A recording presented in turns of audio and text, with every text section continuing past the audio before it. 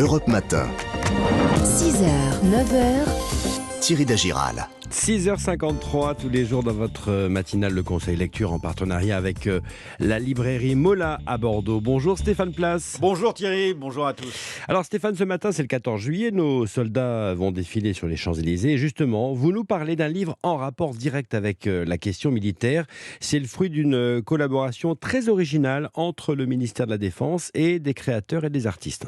Faire appel à des auteurs de romans noirs, de science-fiction, à des designers, à des dessinateurs, mobiliser leur imagination débordante pour concevoir, anticiper ce qui pourrait provoquer les conflits de demain. C'est ça le projet Red Team, lancé par le ministère des Armées et par l'université Paris Sciences et Lettres. Le point fort de ce commando d'un genre un peu particulier bien sûr, est qu'il peut aller très loin dans les scénarios proposés, de quoi bousculer les experts militaires, les conduisant à plancher sur des situations auxquelles ils n'auraient pas pensé. C'est exactement le but recherché avec, et on le découvre dans cet ouvrage, ces guerres qui nous attendent 2030-2060, des problématiques, des bouleversements qui se lisent comme un polar d'anticipation.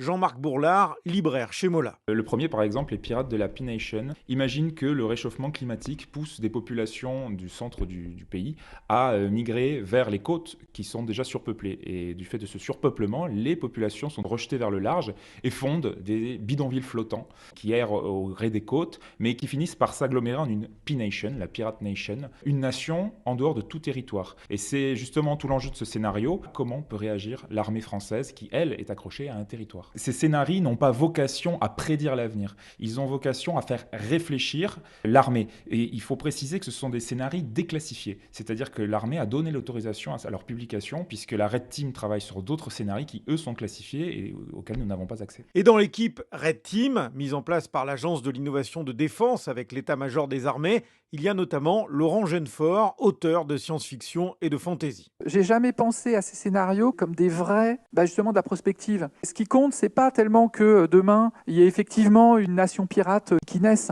Ce qui est intéressant, c'est que on remette en question l'idée de territoire. Voilà, qu'est-ce que c'est qu'un territoire quand la montée des eaux fait que votre territoire, il est grignoté. Et je pense qu'à ce niveau-là, ça dépasse la chose militaire. C'est en quoi ça va tous nous impacter, civils comme militaires, tout le monde, quoi. Et en juin, la Red Team Défense a dévoilé une partie des nouveaux scénarios imaginés par cette dizaine d'auteurs, notamment celui où les armées doivent intervenir dans des zones vertes mortifères. La nature est devenue incontrôlable après des manipulations biogénétiques aux conséquences terribles. Red Team, donc, c'est un livre paru chez PSL Équateur. Merci Stéphane, on vous retrouve un peu avant 9h moins le quart.